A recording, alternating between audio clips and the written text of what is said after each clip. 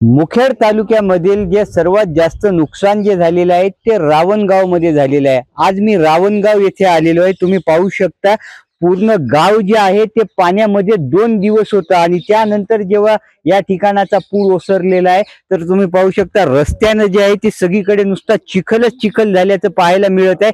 हा जो समोरचा रस्ता आहे तो मुख्य रस्ता हा रावणगाव कडून दुसऱ्या गावाकडे जाणारा रस्ता होता, जिथे आता ही पुराची परिस्थिती तिथे थोड्या अर्थाप्रमाणे गावातून जो आहे तो पूर ओसरल्यानंतर आता गावामध्ये जे आहे ते बचाव कार्य या ठिकाणी सुरू आहे। लोक आपले सामान जे आहे ते घरात येऊन इथे सगळं डोक्यावर घेऊन जे आहेत ते दुसऱ्या गावाकडे जात आहे। नेमकं या 2 दिवसामध्ये या गावाची परिस्थिती कशी होती हेच जाणून घेण्यासाठी आज मी या रावणगाव मध्ये आलेलो आहे आणि माझ्यासोबत गावाचे काही लोक या ठिकाणी आहेत। दादा मला सांगा 2 दिवसापूर्वी काय होती परिस्थिती? 2 दिवसापूर्वी जगता का मरता हेच आमच्या समोर प्रश्न होता आणि जगलो हेच देवाचे उपकार म्हणायचं। आज जगत होते की नाही आम्हालाच माहित नव्हतं। बरं पाणी किती होतं? पाणी मग सांगायलाच येत नाही। अंधारामध्ये काय पाणी सांगावं, घराच्या वरून पाणी चालू होतं आमच्या। एक पाटलाचा वाडा, मस्जिद आणि एक हसनाळे सरांचं घर होतं म्हणून आम्ही जगलो, नाही तर नाही जगलो असतो।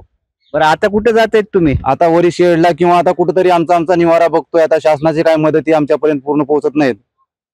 दादा शासनाकडे काही मदतीची मागणी वगैरे केलेली आहे का तुम्ही? खूप दिवसापासून मागणी करत आहेत पण शासन काही द्यायच्या मनस्थितीमध्ये नाहीये। हे लोकांचं जीव वाचलं हे खूप मोठं आमच्यासाठी एक परमेश्वराचे उपकार आहे। समजा जीव वाचला म्हणजे आम्ही जीव मुठीत धरून रात्रभर इथे थांबलेलो होतो। सकाळी 7 वाजता आम्हाला रिलीफ मिळाला, तेव्हापासून मग आम्ही कुठेतरी जीव वाचवण्याचा प्रयत्न केला त्यासोबत त्यांच्या। बरं दादा पाऊस किती वाजता पडला होता रात्री आणि नदीचं पाणी कुठून आलं होतं? 2:30 वाजता पडलं होतं। 2:30 वाजता रातसोड पाणी पडलंय, भरपूर पाणी आलेलं आहे। इथं जायला कुठं चान्सच नव्हता, पूर्ण गावाच्या बाहेर निघायला बी चान्स नव्हता। इथं एवढं पाऊस आलंय पाणी। बरं नदीचं पाणी कुठून आलं? नदीचं पाणी इकडून मेन रोडकडून आलंय, मग ते पाठीमागून पण इकडून पण आलेलं आहे। 2 नद्या आहेत आपले, 2 नद्या भरून पूर आलते। इथं भरपूर पाणी आलतं। इथं काय जसं वाचता की नाही म्हणून चान्स नव्हता इथं।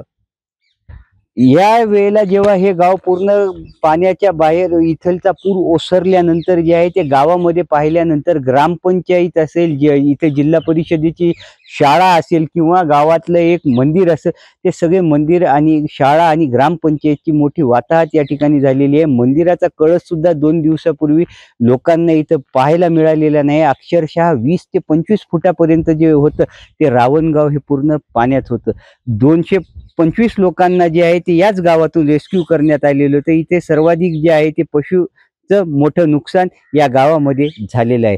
रावणगाव मध्ये आज मी या ठिकाणी उभा आहे। तुम्ही पाहू शकता इथे चक्क गावकऱ्यांनी जे आहे ते एका महिलेला आपल्या खांद्यावर उचलून 3 किलोमीटरचा प्रवास जो आहे तो पूर्ण केलेला आहे। अजून यांचा जो टप्पा आहे यांना आरोग्य कॅम्प पर्यंत जायचं, जे कॅम्प इथून 6 किलोमीटर पर्यंत आहे, जे खांद्यावर घेऊन आलेले आहे। माझ्यासोबत आजी काय झालं पायाला?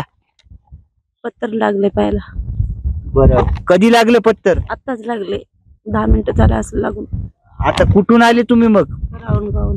असं किती किलोमीटर आले खांद्यावर बसून? कांद्यावर बसून आता आमच्या घरापासून इथं आता किती आहे की आता तेवढं काय मला सांगा, 1 किलोमीटर। काही शासनाकडून मदत वगैरे मिळाली का मग?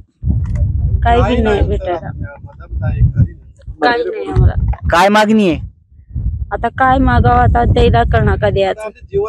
आम्ही काय मागावं? मागलं तर देतात, नाही तर देण्यात काही नाही। काय सांगाल शासनाला? काय सांगा, काय ते द्यायचे ते द्यावं ते ना। आम्हाला ते केलं तर आमच्या स्वतःच्या जीवाचं तर बघायचं की ते ना। आम्ही एवढ्या पाण्यातून वाचून घेऊन आम्हाला एवढी काय तीच झाली याची। शासनानं लवकरात लवकर जी आहे ती मदत आम्हाला द्यावी। हेच ते रावणगाव आहे की जिथं सर्वाधिक नुकसान जे आहे ते त्या लेंडी नदीच्या पाण्याने या गावाला जो वेढा बसलेला होता त्याच्या शेत पिकांचं मोठ्या प्रमाणात नुकसान झालेलं होतं। आणि या गावामध्ये जे आहे ते जवळपास 250 लोक होते। या 250 लोकांना सुरक्षित ठिकाणी हलवण्यात आलेलं होतं। आता या गावात जे आहे ते पाणी उतरलेलं आहे। दरम्यान याच गावातले आता काही लोक आहेत जे गाव सोडून दुसरीकडे स्थलांतर करीत आहेत। माझ्यासोबत काही गावकरी आहे। काय नाव आहे मामा? शेख सलीम। का गाव सोडत आहेत? आता गावामध्ये पाणी शिरले, पूर्ण राहायला येत नाही। आता घर पळून गेले, अन्नधान्य काही खायला राहिलं नाही, पूर्ण निघून गेलेले आहे। आता इस्लाम तिथं शेडवर जाऊन राहा म्हणले. काही लोकांना घर नाही. आता लई परिस्थिती अवघड आहे. गावामध्ये कोणी राहू शकना. पूर्ण घरं पडून गेलेली आहे साहेब. प्रशासनाचं कोणी आलं की नाही भेटायला? सध्या तर काही नाही. अजून चांगले आश्वासन दिले काल. आता अजून काय करतात काय नाही माहित नाही. आता अजून काय आश्वासन दिलंय? आता जे बी ज्याचे घर गेलेले आहेत, सामान गेलेले आहेत, प्रति कुटुंब 10,000 रुपये देऊत असं म्हटलेले आहे. परंतु आता केव्हा देतील काय नाही. 10,000 पेक्षा थोडं जास्त दिलेले बरे राहील का. 10,000 रुपयामध्ये फार सामान होतं. आम्हाला काहीच घेऊ वाटलं नाही. पूर्ण मध्ये मातीमध्ये घेऊन गेले. ज्वारी, सोना, पैसे काही राहिलेले वस्तू कोणीच काही घेतले नाही. काही जण घेतले परंतु आता समजा घेतले नाही. जीव वाचले. जीवापेक्षा जास्त आहे म्हणून असा विचार केलेले आहेत लोक. दुसरं काही नाही साहेब. आता अशी अवस्था आहे गावामध्ये. राहायचे तर तिकडेच गेले. थांबू शकणार अशी अवस्था गावामध्ये राहिलेली आहे. काय नाव मामा तुमचं? कुठे चालले तुम्ही? सुद्धा गाव सोडायलेत का? माझे नाव शेख रहीम गुलाम साहेब आहे. मी गाव सोडणार नाही साहेब. कसं काय सोडणार नाही. आता जर किती बी जर संकट आलं आमच्यावरती शेड मध्ये राहणार आहे आम्ही. अजून गाव नंतर आम्ही परत गावामध्ये येऊन स्थलांतर करणार आहोत पत्राचं शेड मारून गावामध्ये. कारण की आम्हाला 1 रुपया भेटलेले नाही. मी अविवाहित आहे. शासन निर्णयानुसार आम्हाला पात्र करून 1 रुपया 370 भेटले नाही. दुसरी विषय आम्हाला शेत नाही, घर नाही, काहीच नाही साहेब. आणि शासन काल MLA साहेब, आमदार साहेब येऊन गेले. आम्हाला 10,000 रुपये सानुग्रह आणून देतात म्हणजे. 10,000 रुपयामध्ये काय होणार आहे सर? आमचे ज्वारी आणि तांदळामध्ये आमचे 10,000 रुपये संपून जातात. हे विषय आहे. 250-300 लोक या गावामध्ये त्या दिवशी अडकलेले होते. त्यांचं स्थलांतर सुरक्षितरित्या केलं होतं. आता गावामधले काही नागरिक हे गाव सोडत आहेत, तर काही या गावातच आम्ही आता पत्र्याचं शेड मारून इथंच राहणार असल्याची प्रतिक्रिया जी आहे ती या गावकऱ्यांनी दिलेली आहे. लेंडी नदीला पूर आला आणि या पुराचा फटका जो आहे तो रावण गावला बसला. आणि त्या रात्री जे आहे ते 200 लोक जे आहेत ते याच पाटील वाड्यामध्ये निवाऱ्यासाठी थांबलेले होते. हा पाटील वाडा आहे. याचे दरवाजे उघडे राहतात आणि हा जो वाडा आहे या वाड्यामध्ये सगळे जण होते. आणि त्यानंतर जे आहे ते NDRF आणि SDRFच्या पथकाने या ठिकाणी येऊन सगळ्यांना सुरक्षितरित्या रेस्क्यू केलेलं होतं. नेमकं या वाड्याच्या विषयी आपल्याला माहिती देण्यासाठी स्वतः गावातले जुबिन पटेल साहेब याच वाड्यामध्ये थांबलेले होते. त्यावेळीची परिस्थिती कशी होती 2 दिवसापूर्वी? त्यावेळेस काय झालं, 2:30 वाजता एकदम पाणी आल्यामुळं लोकांना काही दुसरं सामान, कपडे, एक अंगावरच्या कपड्यावर लोक इथे येऊन थांबले. या ठिकाणी राजू आनंदराव पाटील यांचा वाडा आहे तो.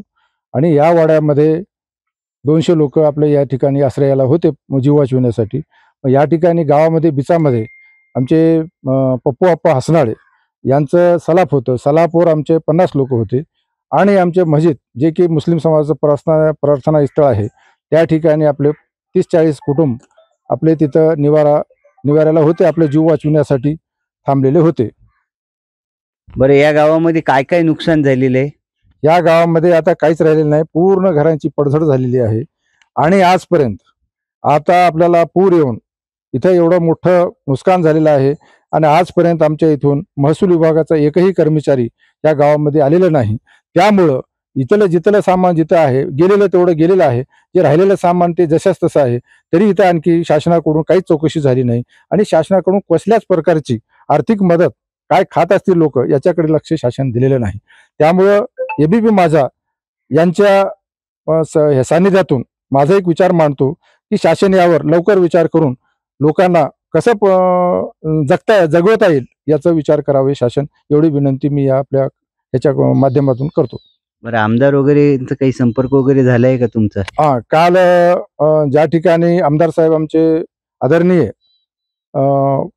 डॉक्टर तुषारजी राठोड साहेब यांनी आपल्या इथं आले होते. वरी ज्या ठिकाणी शेड मारले शासनाचे त्या ठिकाणी आले होते. काही लोकांचं थोडंसं हे झालं की बाबा थोडं नाराज झाले लोक. आणि साहेबांनी समजून सांगून साहेब यांनी चांगलं एक 10,000ची आर्थिक मदत ताबडतोब पाठवतो म्हणून असं त्यांनी अभिवचन देऊन काल गेलेले आहे. बरं, या दोन्ही गावाला जे फटका बसलेला आहे ते लेंडी धरणाचं नाव कालपासून खूप चर्चेत आहे. काय विषय आहे लेंडी धरणाचा? लेंडी धरणाचा असा आहे की या ठिकाणी फार जे संबंधित अधिकारी आहेत तिडके साहेब, आणि याच्यामुळं तिडके साहेबामुळं आम्हाला ह्या लोकांना फार मोठी नुकसान भोगावी लागत आहे. आज जे हसनामध्ये जे 5-6 लोक मेले त्याच चुकीमुळे झालं. आमचे जर समजा 1 घंटा अगोदर जर दारं उघडत नव्हते सकाळी तर आम्ही सुद्धा पूर्ण 250-300 लोक आम्ही वाहून जात होते आणि आम्ही पूर्ण मरत होते. आम्हाला आज टीव्हीवर सुद्धा आम्हाला येता येत नव्हतं. त्यामुळं या संबंधित अधिकारी जे धरणाचे लेंडी धरणाचे संबंधित कार्यकारी अभियंता आहेत त्यांची सखोल चौकशी करून त्यांच्यावर गुन्हा दाखल करावा अशी आमची स्वतःची मागणी आहे. पूर्ण गाव पाण्यात होतं, पण पाटीलवाड्याला पाणी कुठपर्यंत होतं त्या दिवशी? आपल्या पायरीपर्यंत आलं होतं. हे जे पायरी आहे इथपर्यंत पाणी आमच्या ह्या वाड्यामध्ये पूर्ण 1 घंटा जर झाला तर आम्हाला पूर्ण जीवानी जावं लागत होतं. हे होते गावकरी ज्यांनी आताच आपल्याला माहिती दिलेली आहे. प्रशासनाचा एकही अधिकारी जो आहे तो या गावात आले नसल्याचे त्यांनी सांगितलेले आहे आणि शासनाने लवकरात लवकर मदत करावी अशी त्यांनी मागणी केलेली आहे. अभिषेक एकबोटे, एबीपी माझा, नांदेड. एबीपी माझा, उघडा डोळे बघा नीट.